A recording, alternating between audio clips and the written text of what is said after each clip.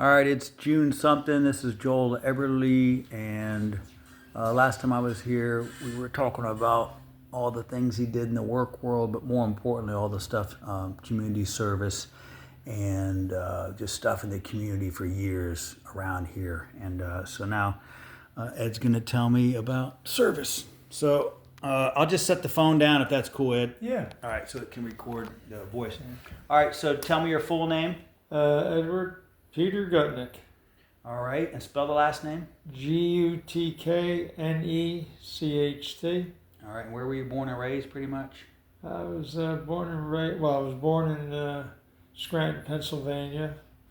We moved from a one-horse town when I was about 4.5 to New Jersey because my father and his brother and my grandfather and great-grandfather, the brewery, had financial situations by an accountant that took all the money, so we had to move to New Jersey.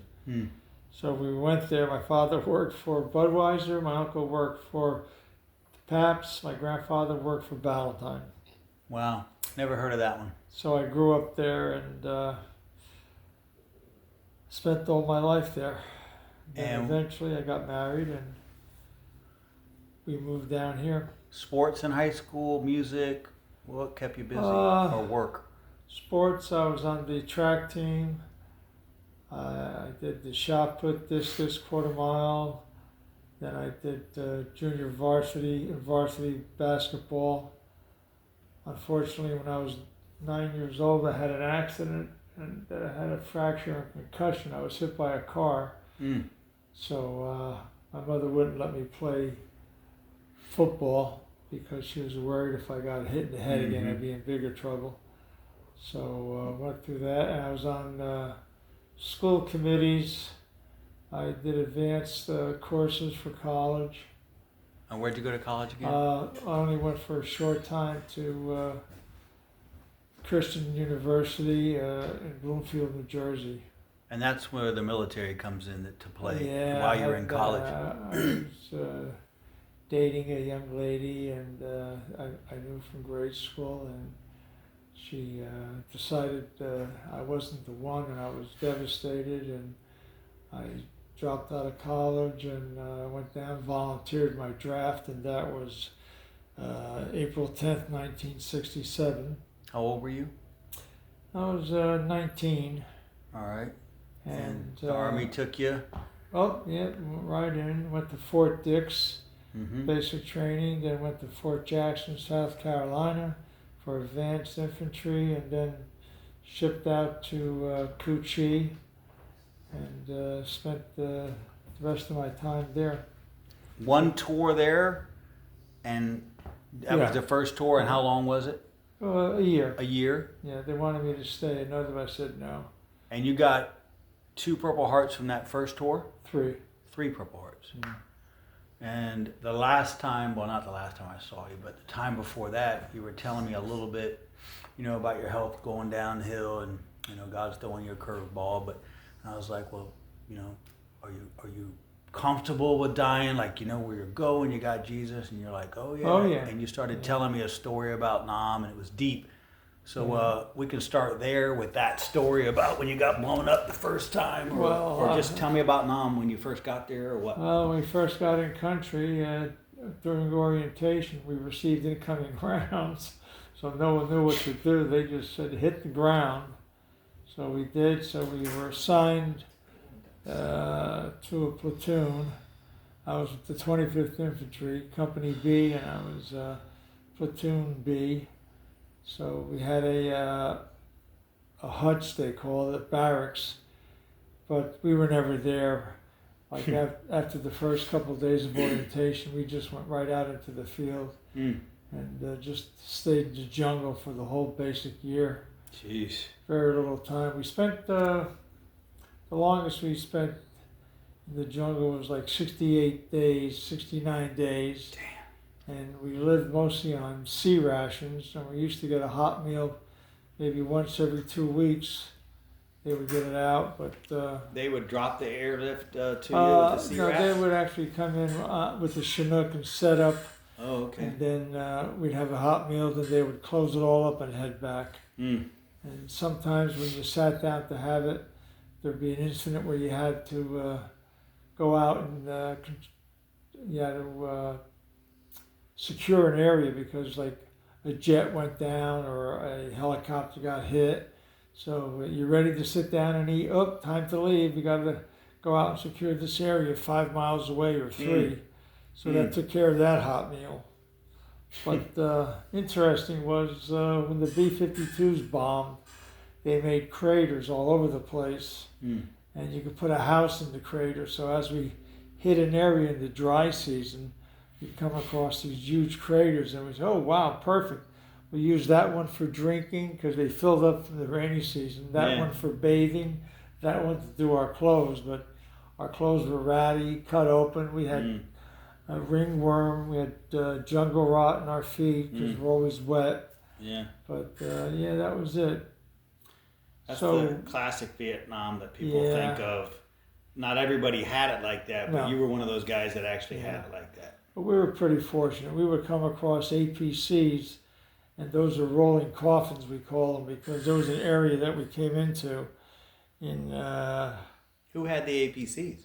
The Army. Okay. And you wouldn't want to get in them. Y'all were foot soldiers, and you knew it was a rolling coffin. Yep, and we come into an area. When I first saw them, I said, wow, what the heck is this?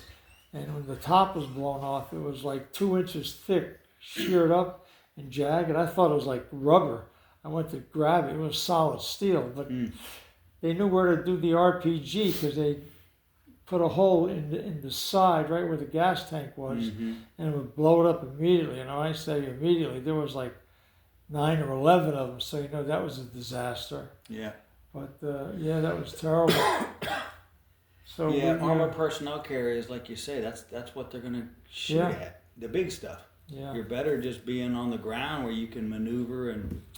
Then we'd have to go out in the field to an area to secure 155 howitzers where they would do fire missions. They would roll out on their tracks, set up, and we'd secure the area, and they'd be firing at night. So things like that would occur. And then we would come across LRP, which is the long range patrol guys that would give us a sit rep on the area and go over the maps and charts and see where the enemy would be, and then we'd have to go in that direction and look for them, and then we would encounter them all the time. Were they normally dug in when you would encounter them? Yeah, you could tell because we would come into areas that we would see fresh tunnels being dug, so we knew they were there. So we had to drop back and wait a while, and then at night we'd go out on a patrol. There would just be 4 of you, and you would just observe the area and see what was going on, and then you know where to go the next day, where the activity was, and then you would encounter the enemy. Were the LRPS guys' intel pretty good? Yeah, it was pretty good. And only 4 of you would go out on a recon at night, and you go back, give the intel, and then y'all would come up with a plan and move in the next day. But it would be just like my company B had company A, C, and D that would go out in their areas. So you would hear them on the radio talking back and forth a little bit, so we knew where they were. What was the attitude like of the men or you? Was it just you were young, like you said, you just wanted to do something different, serve your country, get out of town, do the right thing, whatever your mentality was, and then when you're there, you're like, this is a shithole, or why am I here? Or did you just focus on the mission? Well, we really didn't have an attitude per se that we shouldn't be there, but we were just worried about that they never declared war. They called it a conflict. So we were restricted in certain areas that we couldn't go into to go after the enemy. Like if we were on the Cambodian border, we couldn't go into Cambodia, and they were just across the line. Yeah, that's like rules of engagement today in Afghanistan or Iraq. The soldiers' hands are tied. Yep. It's still political, even if it's a war. Yeah. So you got frustrated over things like that. Oh, definitely. But y'all were more focused on the mission, getting home, protecting each other, getting the job done. But we did have some interesting times in the field where we would argue with the platoon next to us, and we would throw out our marker grenades, and then all of a sudden a helicopter come flying in, and then they would say, "Who did this?" Oh, we don't know. That's funny. Because they wasted all that time to come out, thought there was a problem going on. Oh, that's funny. You just get know. bored and mess with the guys next to you. But Pop some smoke on them. That's funny. and then I had a Sergeant Alvarez. He was an E6. He was a lifer, and he was a good guy. So he came up to me one night and he goes, "You want to go out with me?" I go out where? He goes, "Well, we have our night patrol out there, but they're sleeping. We can't get them on the radio." So I said, "What do you want to do?" He goes, "We're going to go out there and find them." I said, "Okay, I'll go." So him and I would go out, and we would squelch our radio, and then you would hear it. Ah, that's how you found them. So we would go up very quietly. Because you don't want to get shot, and you want to mess with your boys. And they were sleeping. Mm. So he goes, "We're going to take their weapons only." So we took their rifles quietly. Wow. And then he says, "Okay, we're going to drop back." So we came back to our perimeter, and then we fired an M79 grenade from a grenade launcher to the left of them. To wake them And up. to wake them up, and they would come up and, "Oh my God," they'd come running in yelling, "Golden Dragon, Golden Dragon." That was the code name, so we wouldn't shoot them. Mm-hmm. And then Sergeant Alvarez says, "Where's your weapons? Oh my God, they stole our weapons," So he could have court-martialed them. Yeah. But we were there to teach them a lesson that they could have had their throats cut and no one would know. Mm-hmm. So they didn't know the seriousness of it, but we were tired.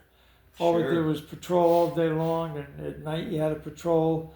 You would do night watch every hour, every God. 2 hours. So, and then you would get comfortable in a puddle of water in the rainy season, and that would get nice and warm because you're soaking wet in it. But then they'd say, "Time for you to do night watch." You have to get out of that warm water, and it was cold. But People can't imagine what y'all went through.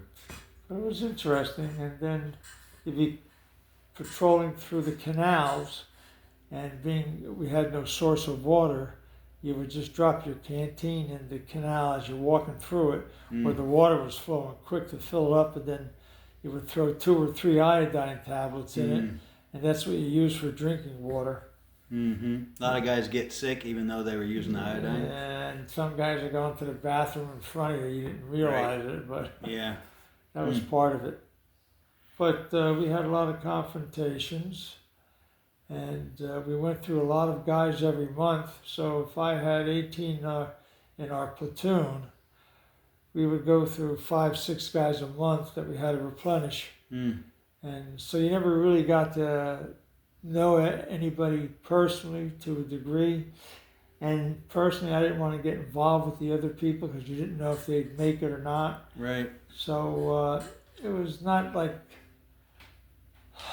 something that, you had a bond. Of course, you had a bond with each other because you were patrolling together and you want to protect each other, but it wasn't the same as like a sorority where, hey, we're brothers and so forth in that type of sense. You're not sitting around the tent playing 'Cause you cards at night. You had to have mental discipline to stay Yeah. focused and not get too close. Because you That didn't makes know sense. who was going to be there the next day or what you would encounter. And then you would talk to the new guys and explain things to them and so forth. But there was a time we were in Boiloy Woods. We were in the rice paddies, getting close to the tree line, and there was like a hutch on the edge. So I was up front with 7 of us working our way toward the tree line, and we got under fire, so we had to lay down in the rice paddy with the mound in front of it, which separated the rice paddies, and not realizing there was a sniper there. So the guy to the far right got it. The next guy to him got it. Then to my left, the far guy to the left got it. And then to my right, the second guy over was fortunate. He took it in the helmet like the others, but it came in and came around and went out the back. So that was a lucky thing. And then we got hit with the rocket. So there was only 3 of us left. So we were stunned by the rocket. The guy on the far right, he was like dazed. So we calmed down for a while. We were drawing fire from the sniper. We were firing into the trees. And then we had our company behind us doing the same thing. So when I got on the radio, I said, listen, when you see me stand up, we're going to head back to you. So I said, when that happens, just start firing into that tree line. So when I got on the radio and said, we're heading back, I grabbed the one guy to my right, the third guy over. Mm-hmm. The second guy wasn't bad. So I grabbed him, threw him over my shoulder because he really couldn't see. So we were running back and we were under fire getting shot at, but we made it and then we landed down. So after that they called in a mission by the, I guess the Air Force, and they dropped napalm, but they dropped it a little short. And that evening, when everything settled down, we had to go in, a few of us, and try to identify the bodies. And unfortunately, they were hit with the napalm. So that was a very rough night for 2 of us to identify these bodies. So we guessed on 2 of them, but we gave them the best that we could. So things like that would occur all the time. It was terrible. But the one time we were at an old campsite because it was dug in, abandoned, and we were settling down for the evening that there. the U.S. military was using before? Yeah. Okay. It was one of our base camp, well, not base camps, but a night camp. Yeah. Where they stayed for a couple days, where they really dug in. So we laid out there, we spread out, and I'm laying down, and I heard something going over my stomach as I'm laying on my back with my hands folded over my face with my towel to keep the bugs off me. So I reached down to see what it was, and as I did, my hand got stung. So what it was a beetles that would walk in a line, but they would sting you if you touched them, and it was terrible. So I was getting stung on my hands, so I got up and I moved pretty far. Well, about 20 minutes later, I guess the enemy had a fire mission, and they knew where the bunkers were because they scoped it out. So where I was laying that night, I guess the first round came in, and if I was there, I would have been gone. Wow. So we did receive fire. We had a night patrol out in front of us, and they encountered contact. So that night I got hit. I guess I got hit with a partial shrapnel from a rocket that went off. So that was my first Purple Heart. And then the guys were running in that were under attack to try and get more secure. So they were somewhat hit with the shrapnel. So we got them in, got them with the first aid, and then we secured the area and held the enemy off. And then when the light came up, everything calmed down. And then we proceeded to see what was going on, and they eventually left, and we secured the area. You had a couple of combat medics with you that just we carry all. we just had our medic that was with us, and we always had a medic, and then they would write the report and so forth, and that's how you got your notification that you received the Purple Heart. But who knew? So then moving on, we were in Botuck January 14th on a Sunday, and we were going on patrol. And I guess we were in the jungle for about 3 weeks at this point, you know, living on sea rations and a hot meal. We had one hot meal brought out, I remember, and it was like the hot season, and so in the sun it would be like maybe 109, you know, maybe more, and so, 'cause sometimes in the shade it would be 110, so you knew it was like 116 out there. So we're patrolling out. So I guess this was the second time I was wounded that I became a radio operator for the lieutenant colonel. So I was behind him, and we had his first sergeant with us. And then we had, every time we had new guys come out, we would put them up front with the machetes to hack the way through the jungle. So we were on our way out. We set up a patrol to the left and a patrol to the right, each with 4 guys, set out pretty far to see if there was anything on our sides. So as we went forward, so as we got pretty far in, hacking our way through the jungle, we heard an AK-47 go off on the left side. So everybody just dropped to their knees. We spread out a little bit more, just to be cautious. You don't want to be bunched up where you can be wiped out and one grenade with takes one out. round or a Yeah. rocket. So then they started coming in one at a time to us. So as I went up and started meeting them with the lieutenant colonel, I said, "What's going on? He's hit. I'm hit. Who's hit?"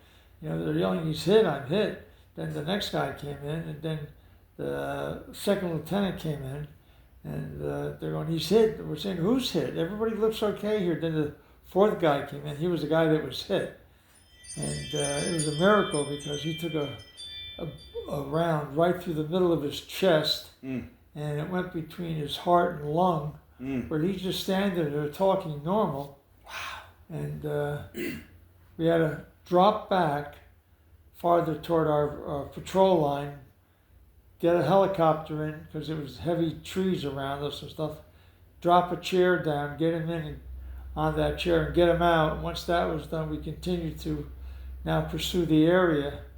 So I was up front with about 4 other guys, and as I got to where the attack initially was, I guess, there was a bunker out there, and I saw the few guys in the bunker, but as I approached, they fired a rocket, and luckily there was a tree on my right. The tree took the brunt of it, and then I got hit with the blast in the shrapnel on my head and side, and I was down and out. Yeah, this The is the other story guys- you were telling me, like you were dead, like you Yeah. saw God.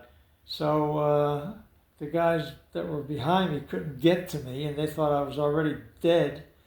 So I must have been out for like 20, 25 minutes because we were under heavy fire, not just from the bunker, but from all sides.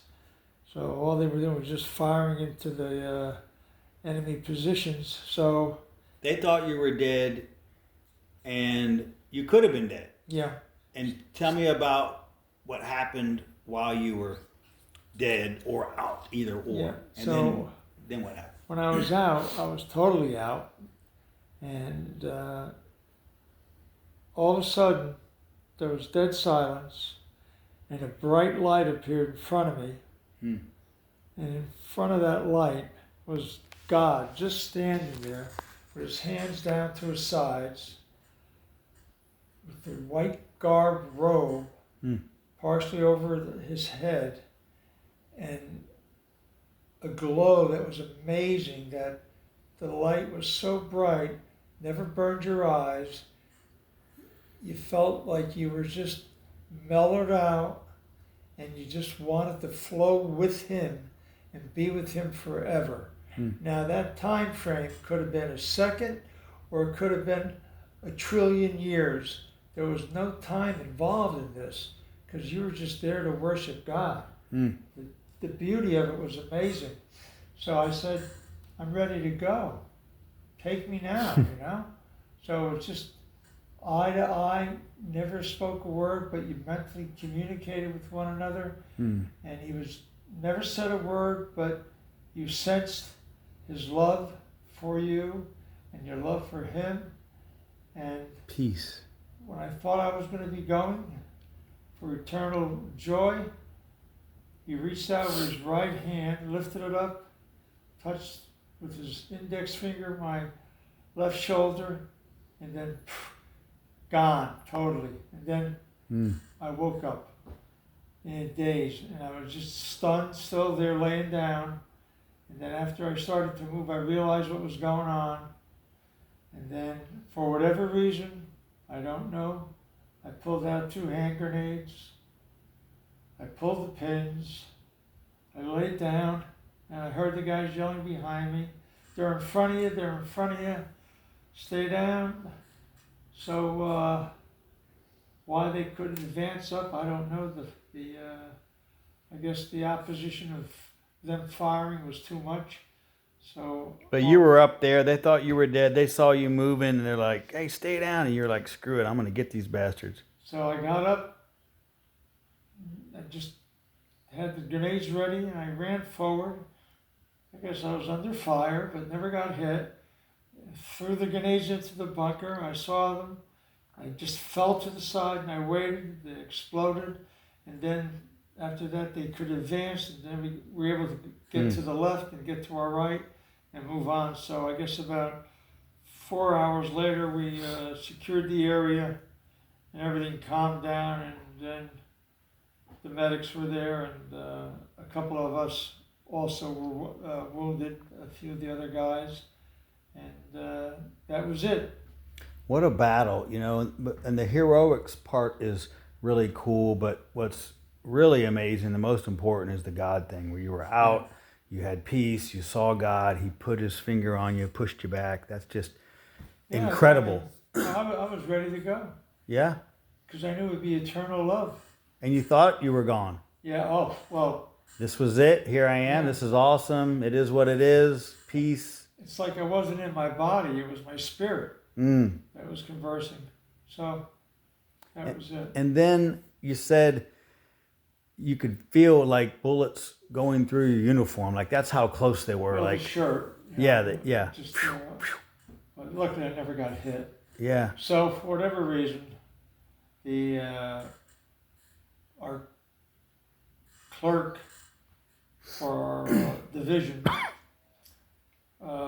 recommended me for the Bronze Star with the V for Valor, and the colonel endorsed it, and we moved on from there, which I was surprised. Yep. Again, another Purple Heart. Yeah, I was honored to see those awards. So I was in just for like 2 weeks recovering, and then I went back out into the field again. And then we moved on to Boyloy Woods, another area, because we were Coochie, Tainin, Boiler, Hobo, Botuck. So we were patrolling that area. So came into an area where it was devastated from, I guess, the B-52s and so forth. And there were like trees laid down and so forth. And here's another incident that I could have been gone. I was stepping over a tree that was laid down, and as I was stepping over, straddling it, ready to put my foot down. Whatever reason was, I looked down. There was a landmine there that if I had stepped down, I would have stepped right on it, and that would have been it for me. But something said, "Look first," and I did, and I made it through that one. But the one time we were under attack, I can't remember totally, but I guess I was hit with a grenade that never went off. So, I thought it was a dud. So once we got done with that encounter, we went back to our base camp, settled down. And so I had the grenade with me, and I took it apart, and the pull string was very long. So I guess when he threw it, the pull string didn't pull the pin.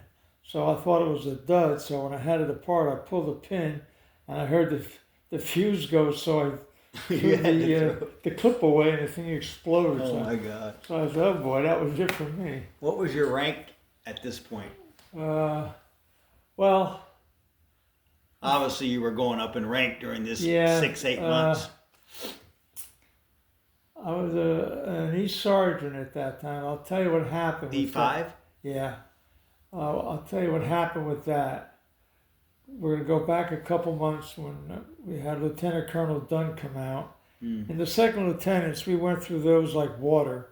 Why, I don't know. And they would offer you a second lieutenant advancement, but you only had it while you were there, so no one took it. Right. So One night we were in an area, and the lieutenant colonel with his first sergeant, he had a tent to sleep in and so forth. So I was outside the tent because they made me his radio man after I got wounded, like for the third time, I guess. That's a death sentence too, being a radio operator. Yeah. They take you out too. They had a high death rate.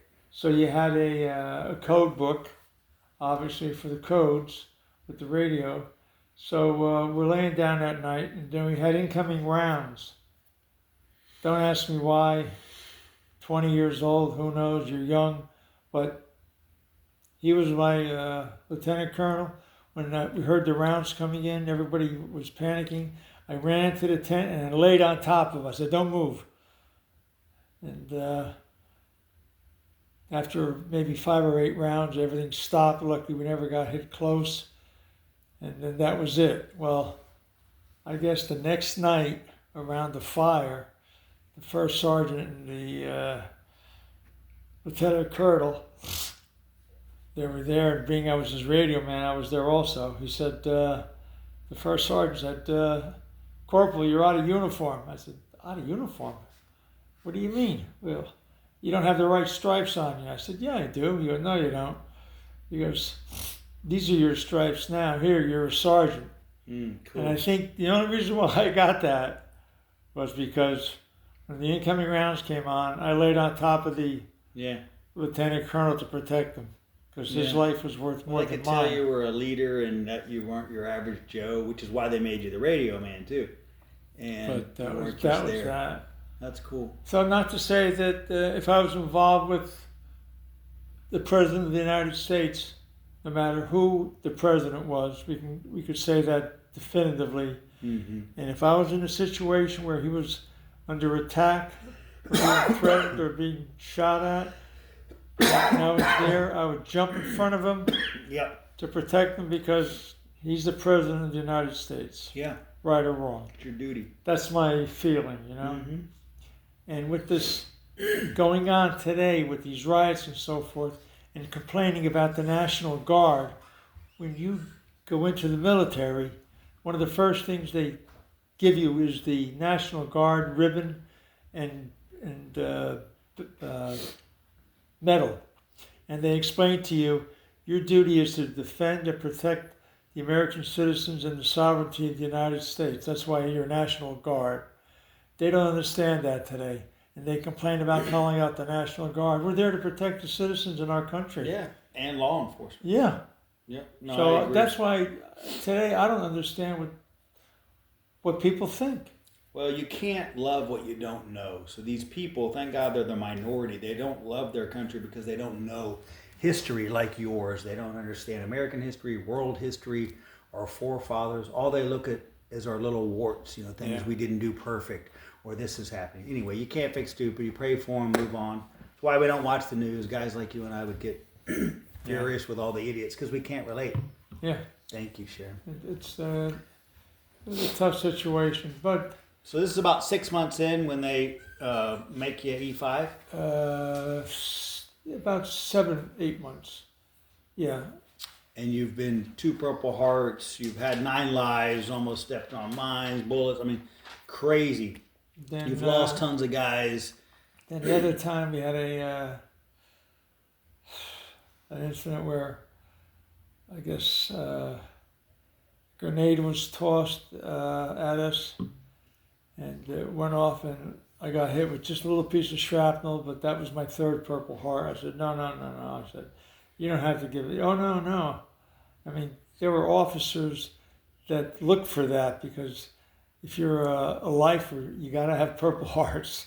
Otherwise, you don't get advanced, I guess. Yeah. I'll tell you a sad situation. We had a captain that was giving safety instructions on the 45, and I wasn't there. I was in the field.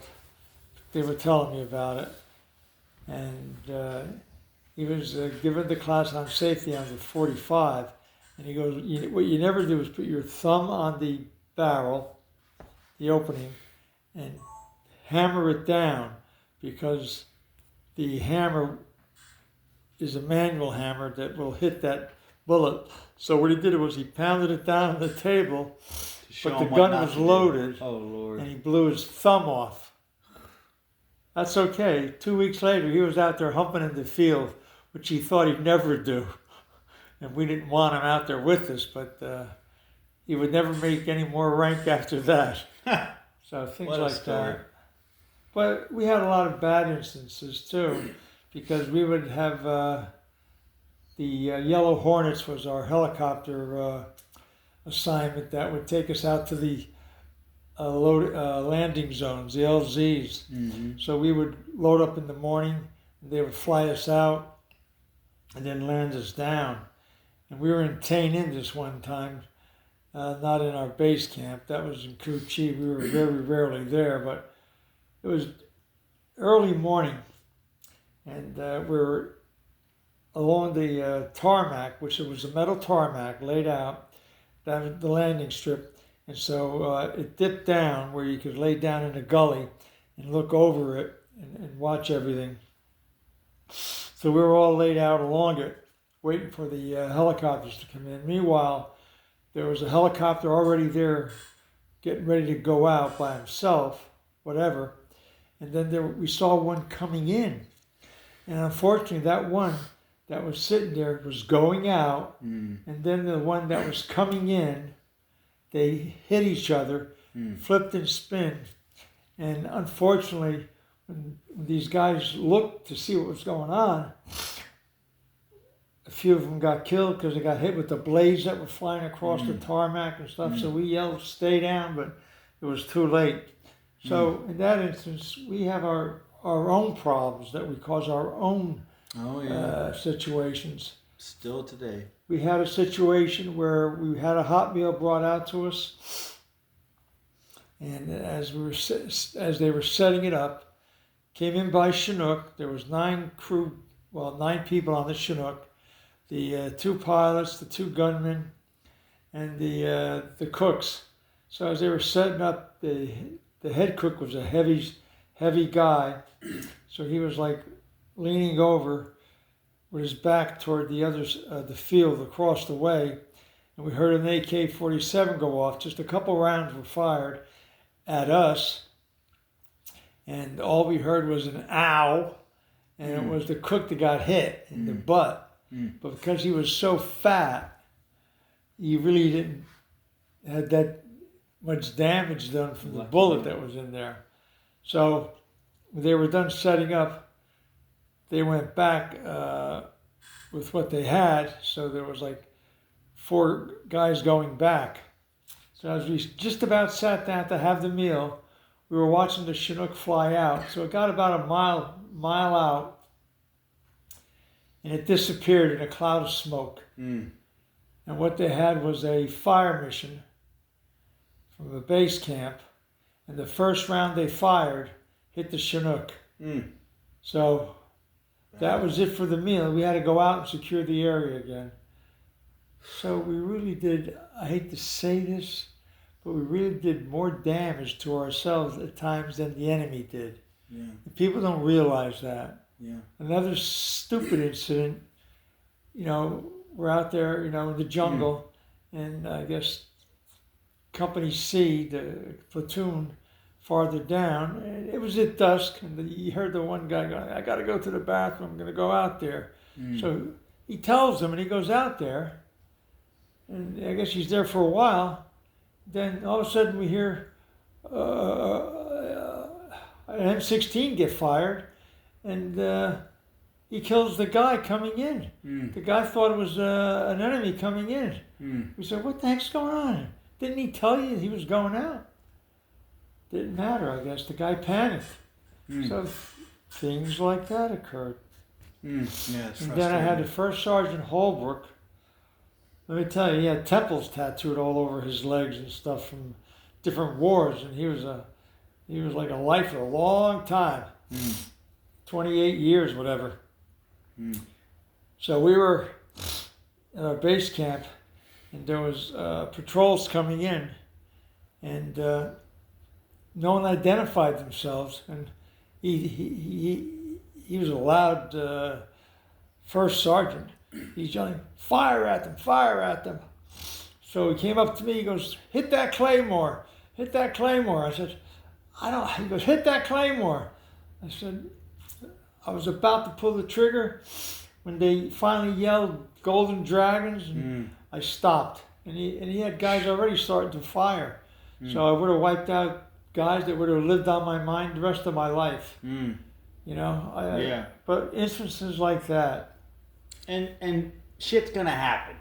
But you're right, a lot of it is self-inflicted stupidity. Like that guy was a good leader, he was a war vet, Oh, yeah. and he's gonna make a mistake. And thank God you hesitated. You know, even though you're a young stud, you had a He was little yelling bit of, at me, Right. do it. But I hesitated, luckily, for like 5-6 seconds. And that not only saved my mental ability, but the guys coming in. And then another incident, going into Tain Inn, we were under heavy fire, going across the rice paddies. I don't really like to talk about this. This is a rare thing that I talk about, but we were coming in through the rice paddies, and we were stuck down in the rice paddies. If you know what a rice paddy is, you know they're in big square sections, and there's one after another. So you have to go through the rice paddy, you step over the mound, go through the next rice paddy, and they were like all lined up in line. So as we got closer, we got heavier fire, so we had to lay down. And then they brought in our helicopter gunships. And so as you're facing the enemy, you turn around and you see your helicopters coming in.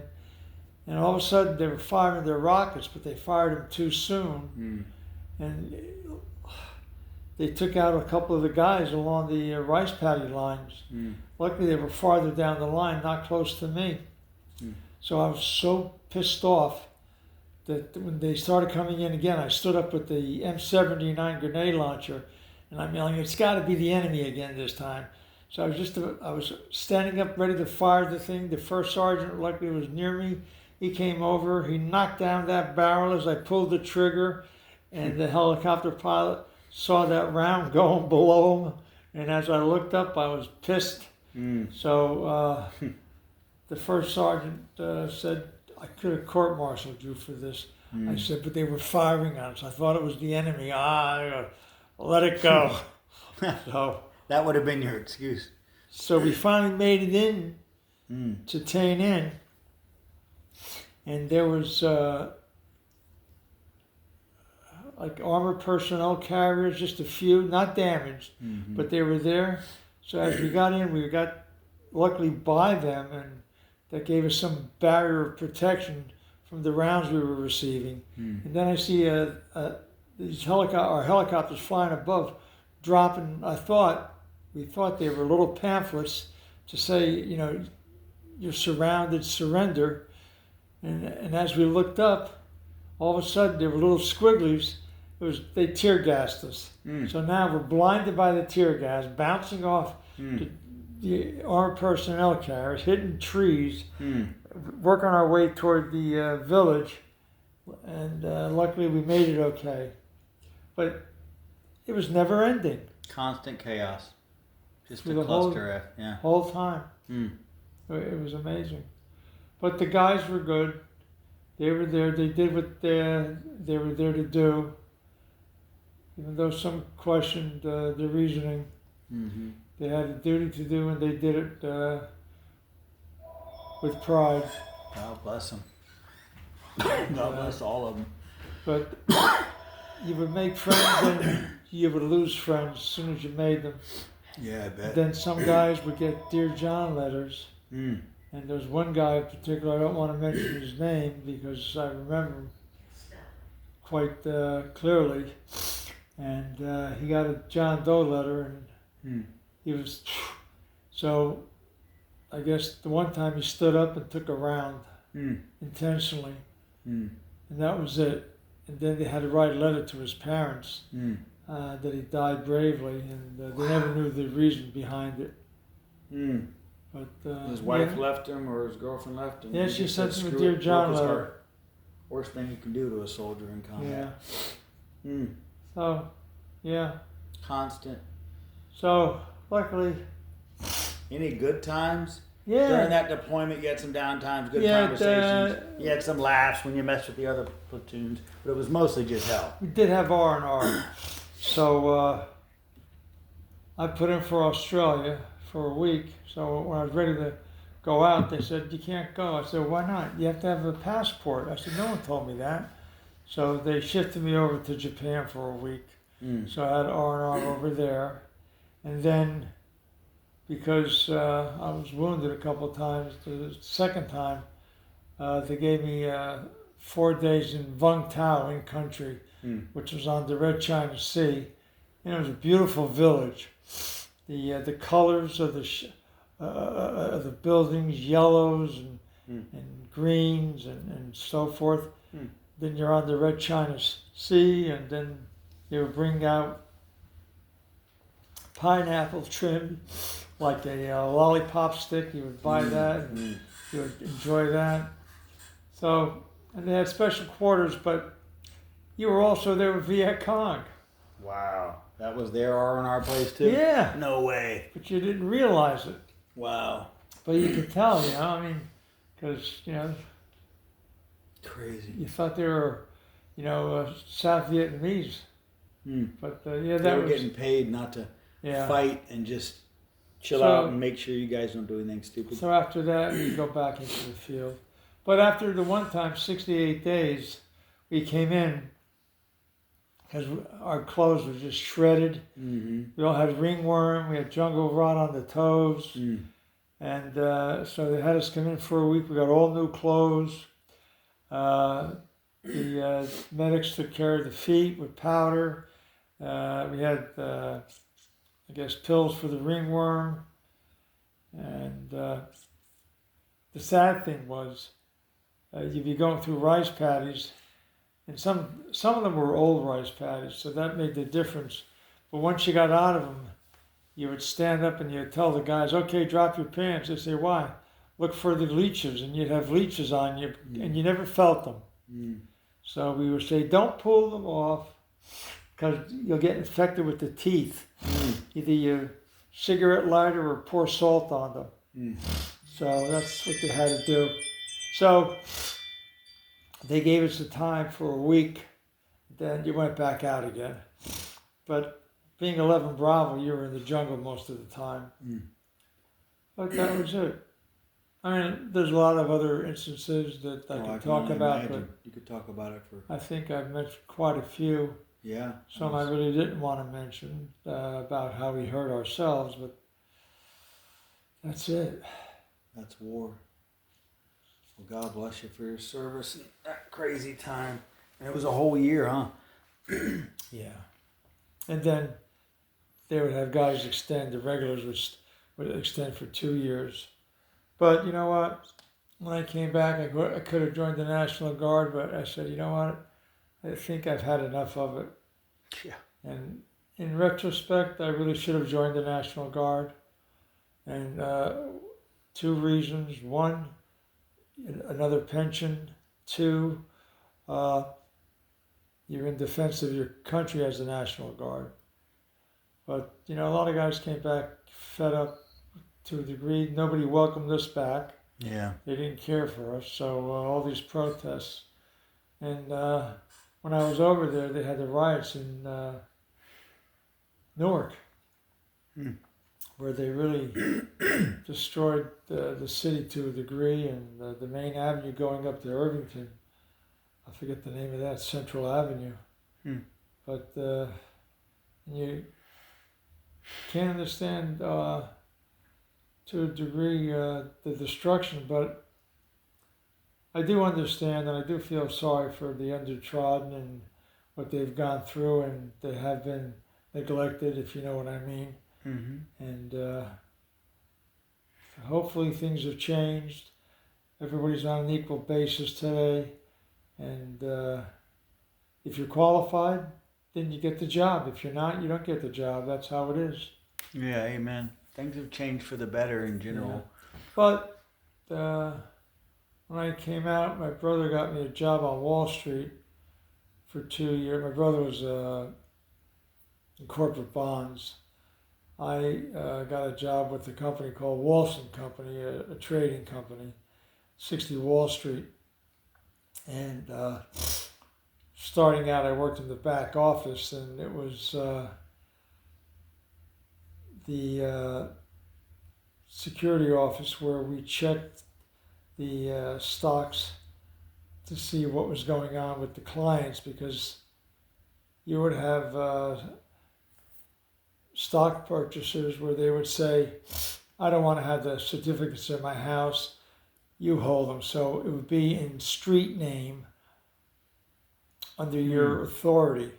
So we were responsible for making sure you got your dividends, and whatever happened with the stock, if it was a reverse split or the opposite split, if things got out of kilter and customers said, I'm not getting this and that, we had to research that particular customer with their stock to find out what happened, and then find out the end result, reimburse what was missed, find out what the split was, get them the right amount of shares and all that. But 2 years later, the market crashed, and that company went under. So I guess I was tired of commuting from New Jersey, and I was fed up again. So I started with the phone company, New Jersey Bell, worked my way up all the way through to engineering at AT&T. And When did you meet Sharon during this process? yeah, during that process, I met her at the East Orange VA. Oh, cool. But what I was going to say was the GI Bill was a substitute to my salary. So the government did take care of you. You know, people complain about the government and stuff. We have a good government that truly run right. Amen. You know, same with Social Security. My father died when I was 11 years old, and I had 3 other siblings. And my mother was never had a driver's license, never worked, so she was a stay-home mom. And she was like in fear that we'd lose what we had. Luckily, we had a 2-family house. The first floor she rented out, and we lived on the 2nd floor and part of the 3rd. So when my father died, we did have the income for the rental on the 1st floor, but that wasn't enough to really carry the mortgage. But Social Security, because we were under the age of 18, we received a Social Security check every month. Obviously, when you turned 18, that stopped. So if you went on to college, you would get it till you finished college. So that helped us get over the hump of not losing the house. We never went for any social services or welfare. We worked for everything we had. Once my father died, I was cutting neighbors' lawns. I was collecting bottles to get nickel deposits. A neighbor who was a retired Navy man worked at like an Ace Hardware, we'll call it. And he approached me. He goes, if you bring me the glass Clorox gallon jugs with the caps, and back then things were out of glass, I'll give you 25 cents a jug. Really? So I went to all the neighbors, made arrangements that I would come by every Saturday and pick up what they would put out and take it to the glass company, which was a mile away. So I walked there, took it in, and my neighbor was there, and he said, oh yeah, if not me, someone else, don't worry. Gave me 25 cents a jug. So one time I came home with $3.25. Sweet. And I gave it all to my mother because, you know, we didn't know what our finances were. Every time I cut lawns, gave it to my mother. I was, in the wintertime when my friends were sleigh riding and so forth, I said, I really have to go out and shovel sidewalks and stuff. So I did that and gave my mother all the money. Same with my brother. He was a little bit older. I love it. So we all got together as a family, worked together, but we never had any social assistance because we felt we could take care of ourselves. And we had good neighbors that would give us food at times. Like we had neighbors that were Italian, so on holidays they would bring over a tray of lasagna or ziti or whatever. And we had one gentleman who worked for the phone company, and he actually got us a telephone. He paid for it. We had a telephone installed. Hallelujah. And then we eventually had a black and white TV. Oh, wow. So living the good life in the 60s. yeah, that was a good life for us. So I remember one time my neighbor. This is when you were a teen, like No, early kid, 60s? yeah, Oh, 11, 50s. 12, around there. On a Saturday, he goes, "Oh, I'm going to the bank. I have to make a deposit." I said, "What do you mean?" He goes, "Yeah." He goes, "I get an allowance, so I put some money in the bank every Saturday." Oh, so I went with him, and he goes, "What do you get as an allowance?" I said, "Before I answer that, when you say allowance, what do you get?" He goes, "Oh, I get $5 a week." I said, $5? But both his parents were working, Mm-hmm. and he lived in a three-family house with his aunt on the first floor, his mother was on the second, and the parents were on the third, so they had no trouble. So I said, "I get 25 cents a week." He goes, 25 cents a week? "Yeah, I'm due to get 50 cents, maybe." He goes, "Oh, Toledo." But he goes, "You're poor." I said, "I never knew I was poor." But Yeah, that's true. I guess we were, but we didn't know it because we had a roof over our head, shoes on our feet, shirt on our back, and my mother had food on the table. Amen. That's all that mattered. Yeah. All these luxuries, we never realized what they were because it didn't affect us. We didn't have to worry about that. Mm-hmm. And every Sunday, we walked 1.5 miles to church, St. Peter's, and then we come back. Where were your parents from? They were from Lower Troop, Pennsylvania, outside of Scranton. That's why My you mother were was there. born there. My father was born in Scranton. And my great-grandparents, I guess, came over in the 1800s from Poland. And then my grandfather, I don't know if he was born here or not, but I know he went back to Poland. His father sent him, and he became a Polish officer at the age of like 16, 17. He was quite brilliant. Finished high school and went into military, and then I guess came back to America after World War One, or before that. Had to be before that, and stayed here. What were some of the family names and maiden names in the history? Our maiden name on my mother's side was Iwanitsky, and back then there was no dictionary that had the word welfare in it. When you came over, either you worked or you starved. There was no freebies, not like today. So people had to work. So actually, I do remember my grandfather's brother came over from Poland. I don't know exactly when. And he said to him, "You have 6 months. You have this amount of money that would buy a ticket to get you back to Poland. If you don't get a job in 6 months, you can't live here anymore and you have to go back to the old country." So that's how it was. Everybody had to contribute to support what the family had.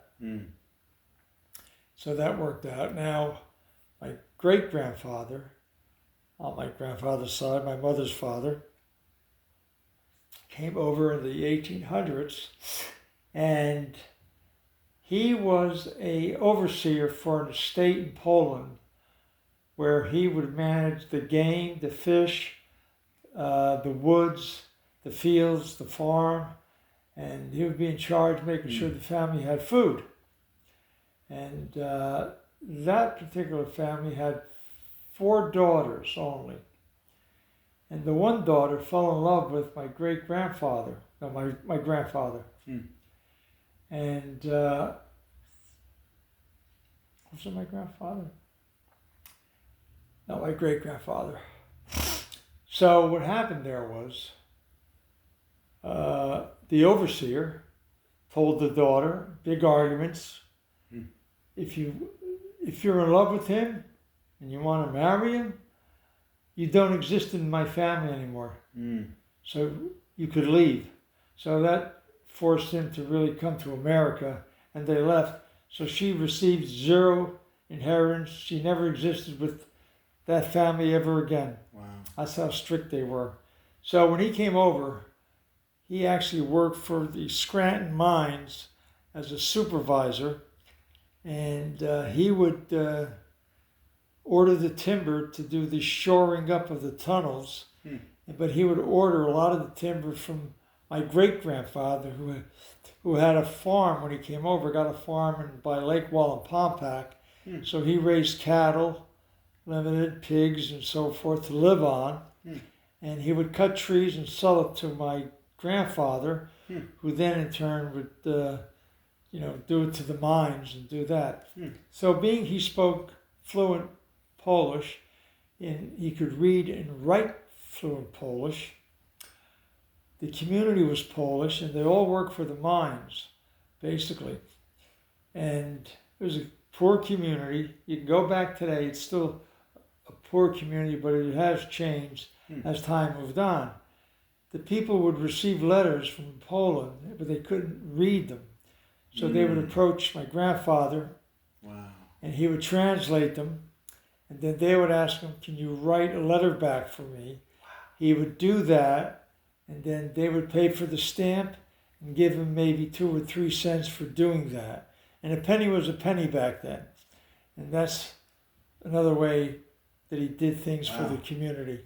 Good for him. So I didn't know too much about my mother's side, but I do know my mother, my grandmother, Stella Evanitsky, she had a sister, Veronica Chimok. She married a Chimok. They lived on the next block over, and they had the only butcher shop in town and general store. Now, what town is this? Lower Troop, Okay. outside of Scranton, Dixon City. All right. So that being said, when my grandfather was getting too old and my grandmother died, my mother said, well, we need the house. So my mother bought the house from her father, and she had a brother and 2 sisters.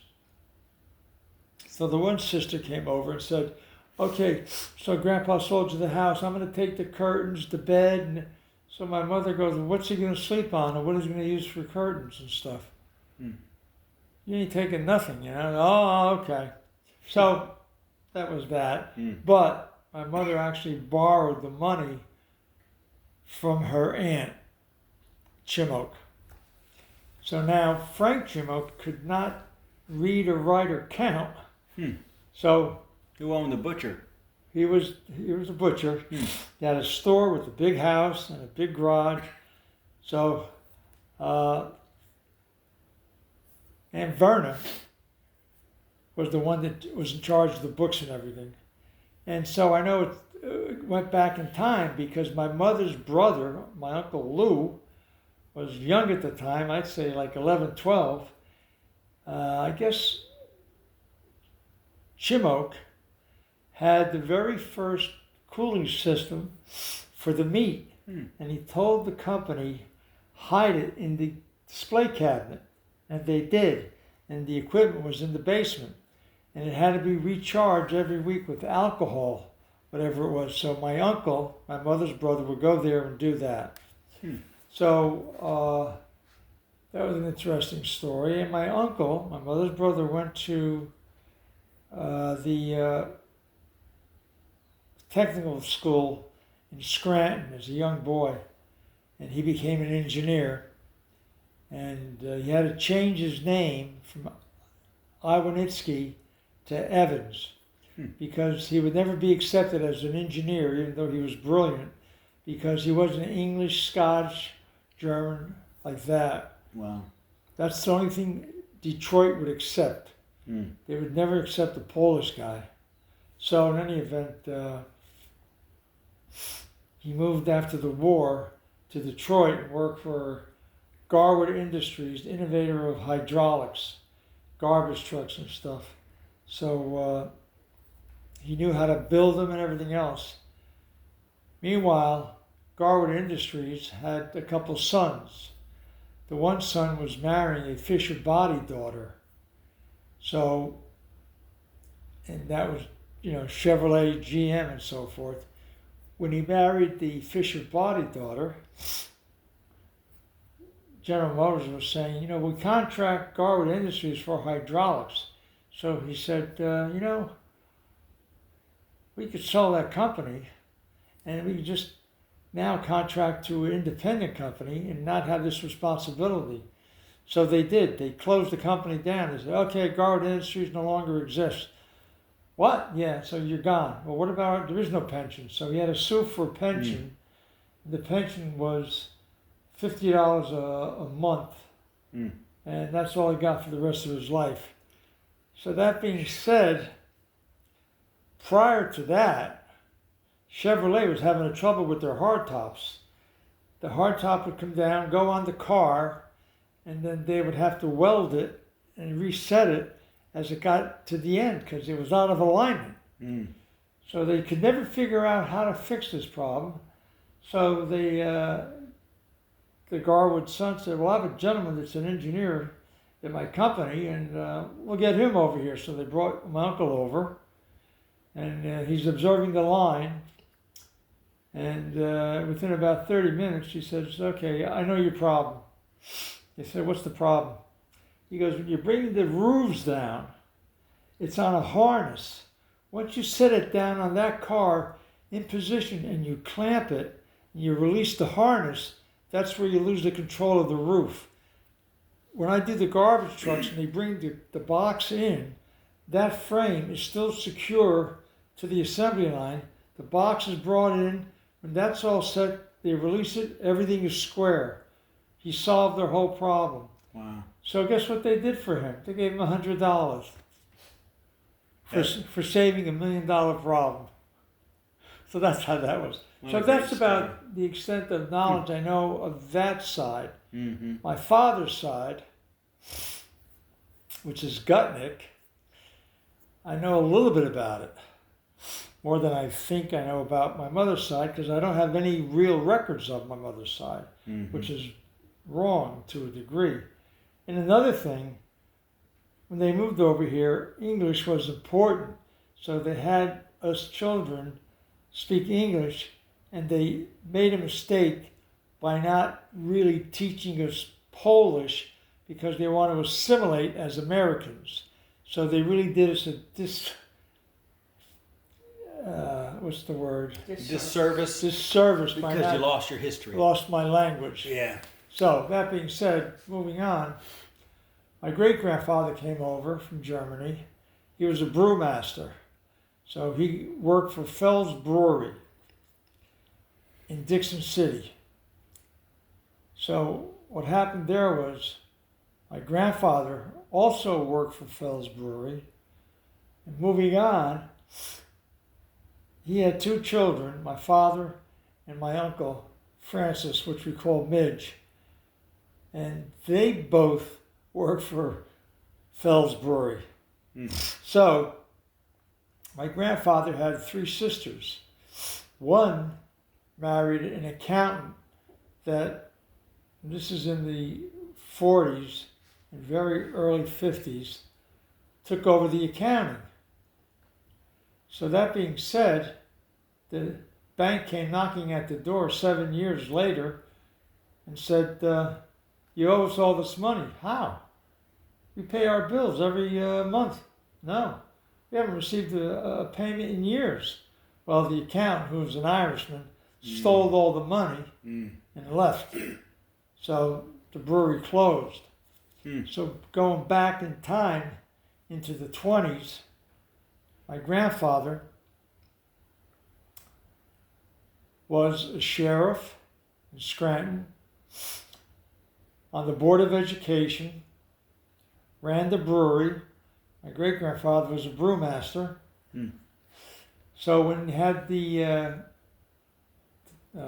Prohibition, he would tell us stories where that he had speakeasies.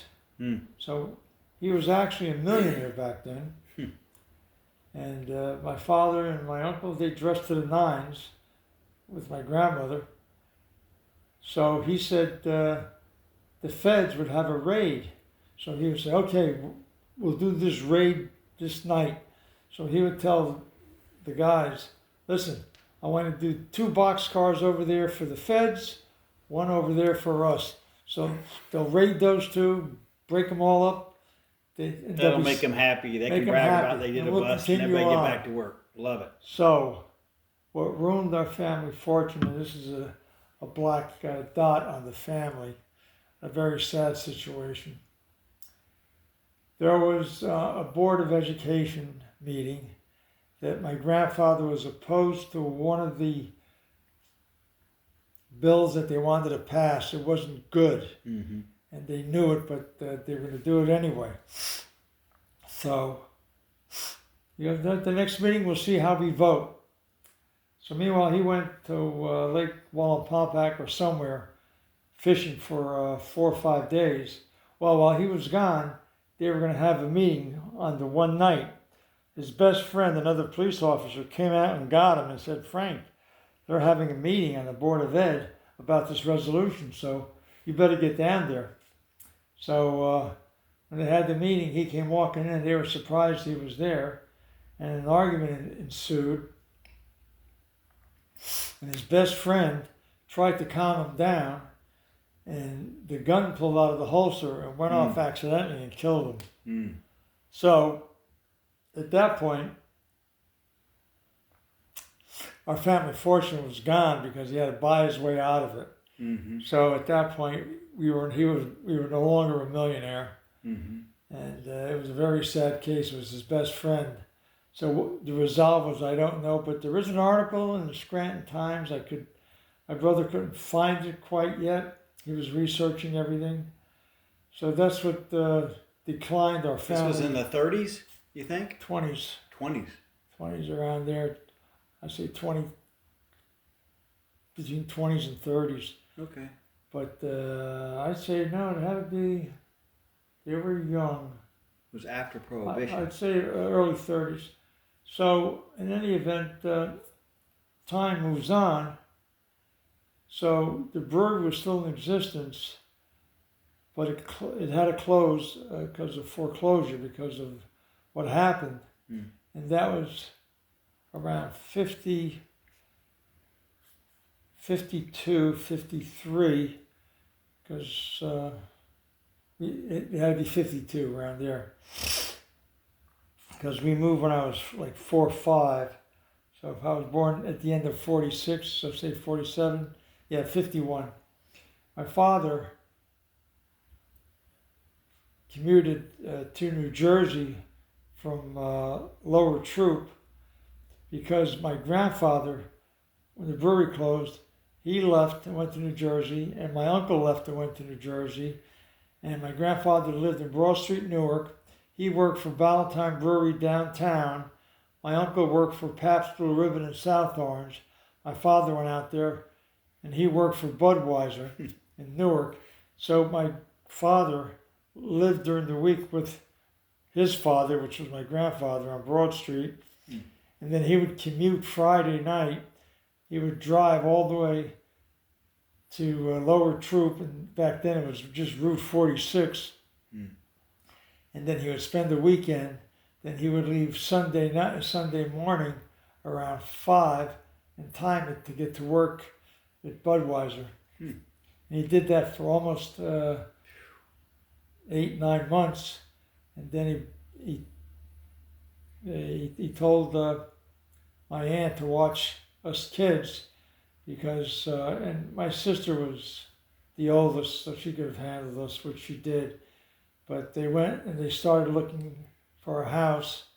They couldn't afford a house, but they could afford a 2-story house with the additional income by renting the first floor.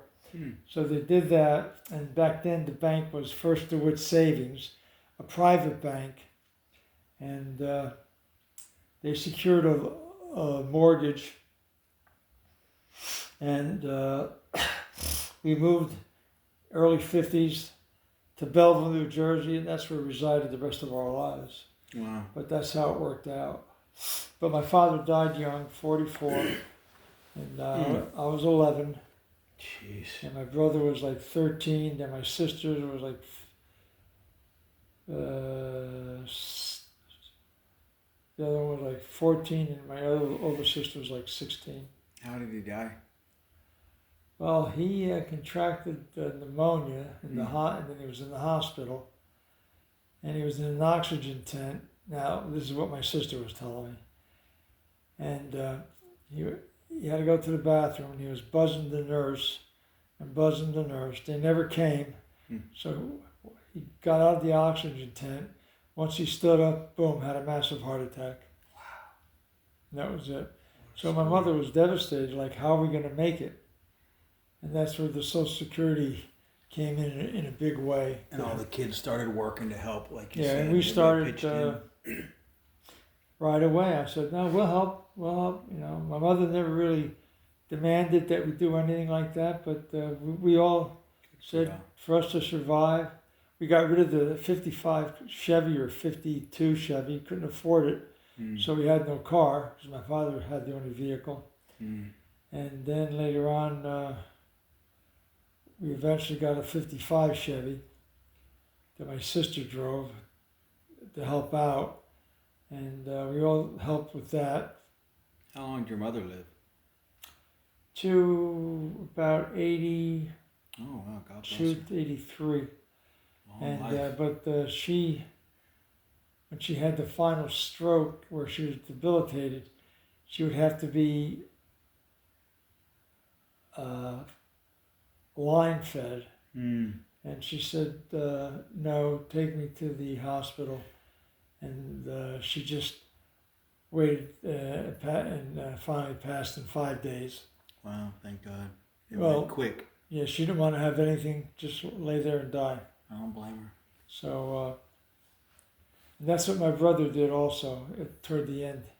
He had very many mini strokes, and he elected to say no. And he actually survived long enough that my daughter made it out from where she was, and she went up, spoke to him even though he was unconscious, but still breathing.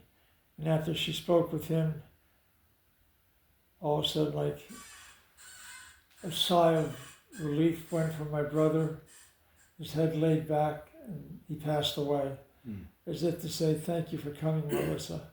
Wow. Like, she was like his favorite to a degree because she was successful in business, and even though she was so young, she did very well at Virginia Tech. She did a sabbatical at the North Fork and Western, their bond department. They wanted her desperately when she left college, but she moved on to bigger and better things. So my brother would be proud not only of her, but of my son also. He's very successful in business. Yeah, you've raised two fine kids that are successful and doing well. Had a good life overall. Any major regrets or anything? Or overall, was you volunteered, you worked hard growing up as a soldier? I mean, So what happened with Sharon, my wife, when I was with New Jersey Bell in the early years, there was a guy dedicated to the VA in East Orange. And I guess one morning, when he was in his bathroom, he broke the mirror, and it cut him bad. So he was out. So his supervisor said to mine, I need somebody to cover the VA. I need somebody dependable. So they sent me over, and I never left for a long time.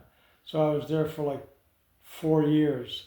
So in that time, I met my wife Sharon, and we eventually got engaged and then got married. But she wanted to go for her master's. She was young. She should have been a doctor. She's actually brilliant, and but she never had the support from her family. If I'd have met her sooner, I would have supported her 100%. But she wanted to go for her master's. She asked me. I said, sure, go for it. So she applied, and she was a Sigma cum laude, throughout her entire career in school. That's grade school, college, you name it, strict 4.0. So we were wondering why she never got a response. So I said, well, call them. And she called them, and they said, we sent you, you were accepted, and there's a grant here for you. So she accepted it right away, and I took her out there. We set it all up.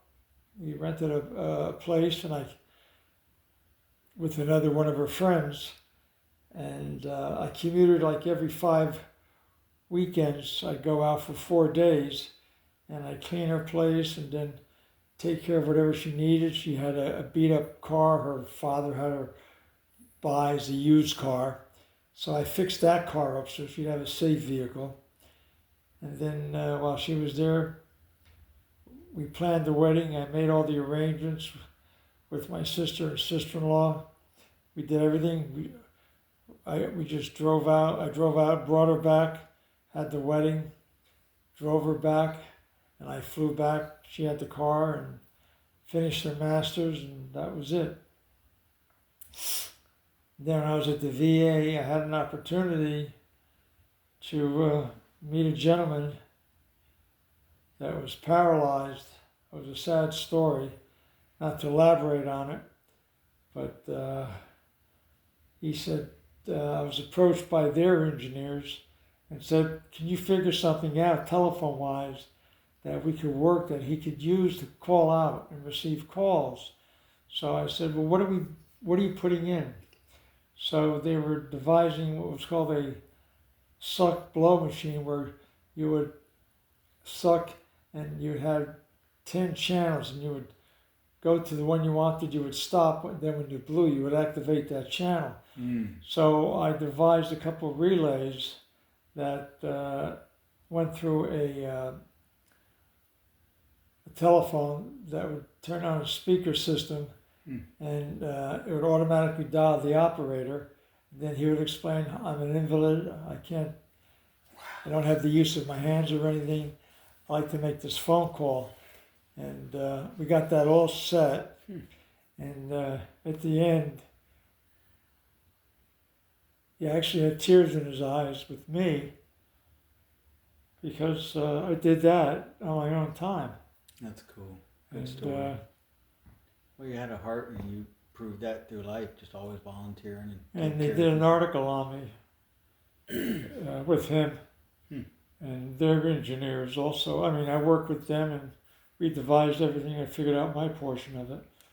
But there was a very sad thing, what occurred with him. But that, at least, he said, I have a better life, that I could call my friends and they could come and visit me or talk to me at least, you know. Something as simple as that. Yeah, if everybody had a heart like yours and looked out for mankind like that and did things on their own time, volunteered, it'd be a better world. It wasn't just me. My brother was very generous. He was a self-made millionaire. He was non-pretentious. He treated everybody respectfully. Good for him. I went to lunch one time with him in the city with a couple of his associates, and we're at the restaurant downtown. That's where it was, Wall Street area. And very prestigious restaurant. He goes, I want you to observe those guys over there, how they treat the waiters and waitresses. Okay. And he goes, observe the other people too. I said, they're not very pleasant to them, are they? He goes, no. And you know why? Why? They inherited their money. They didn't earn it. That's why. That's why they could be nasty. It's a lot of lessons in life, you know, where you, like you didn't have any privileged life, so you appreciate it more, and you appreciate others more. So it's good to raise your kids that way too. Tough love. You make them hustle, even though you got the money. You could spoil them. You don't. Yeah. Once you've made it, you don't want to just give them everything. Common sense, but not everyone has that common sense. Now my brother, because I love him dearly, he almost failed high school, but he did graduate. And when he got out, he worked for a vending company, Eastern Vending.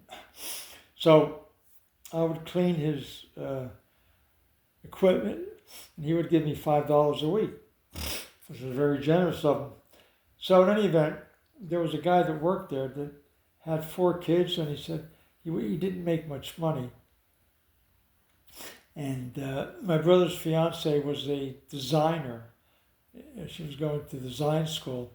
So he got the kids' age and he got their sizes and stuff. And so he spoke to Angela, his fiance, and she says, I'll buy them the clothes, you get them the toys.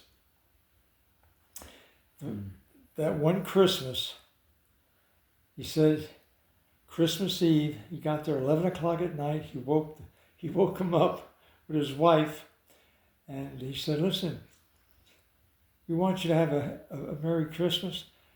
Here's a full dinner for Christmas, and here's presents for your kids. They each get 2 toys each, and they each get 2 outfits each. Wow.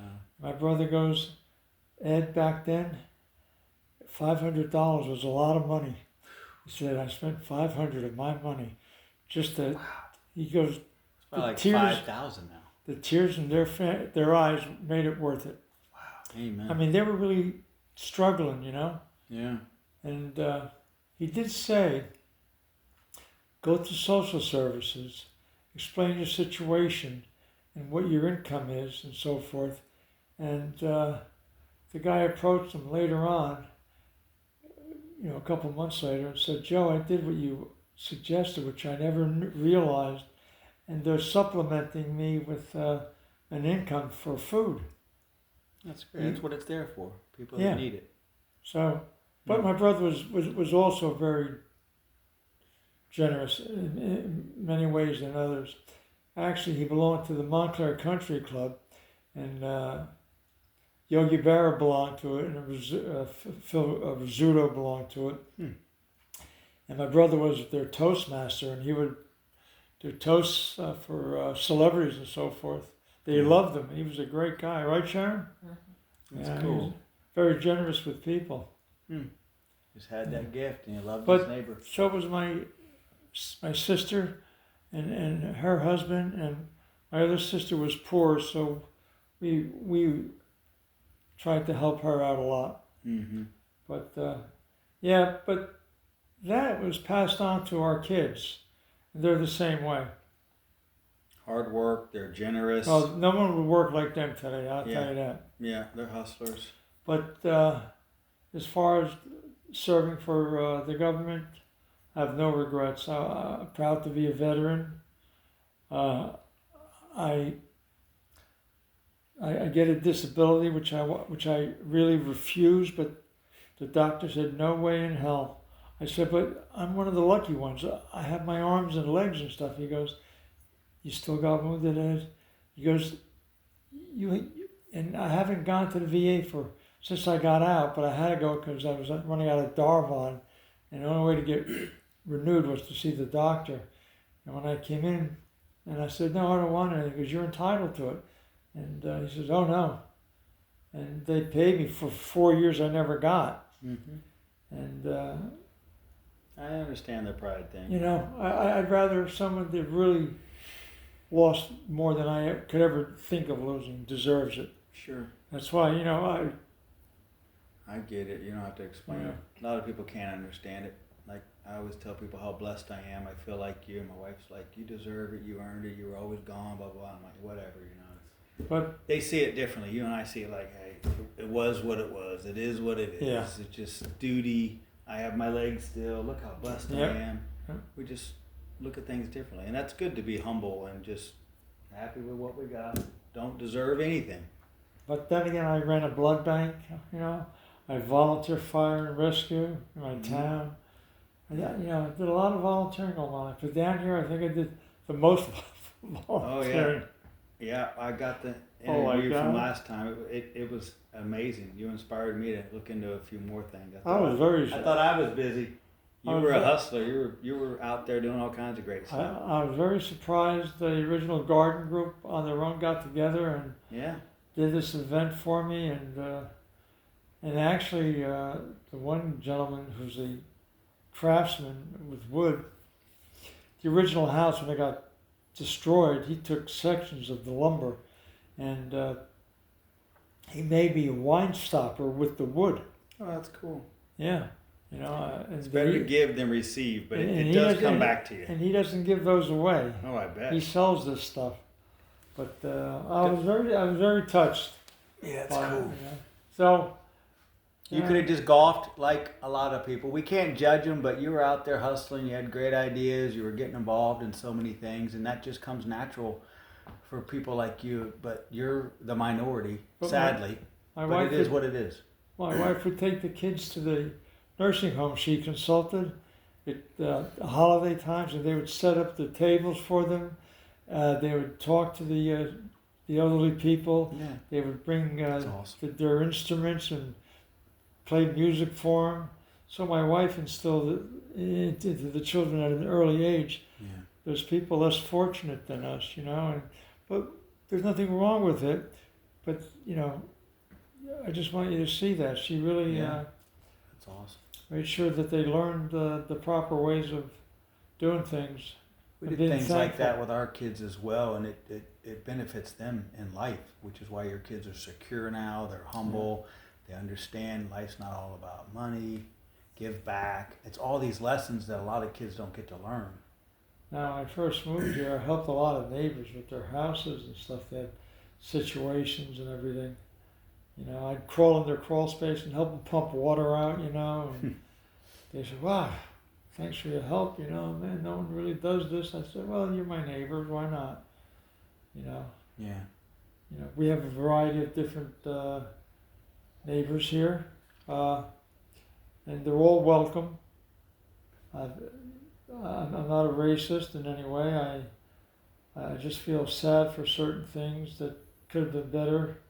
But growing up, when we first moved to New Jersey, we had to live with our grandfather for like a month or two until the house got, settled and they got. And behind me was like ghettos, where my grandfather lived on Broad Street, Newark. So as a little kid, I asked my mother, "Can I go down and play with the kids?" She goes, "Sure." We didn't know, because we had no hatred toward anybody. So I'm down there playing with black kids. I saw nothing different than anything. Right. You probably, being Polish, probably hated the Dago-Ops more and the Irish. I mean, No. everybody hated everybody in some No. way, in a joking way, but yet serious I know, way. but we were never taught that. That's the point. So I'm playing with these kids and stuff. Then when we were moving, I said, "I'm sorry, guys, but hey, great being with you, but we're finally moving out." And oh, okay, blah blah blah.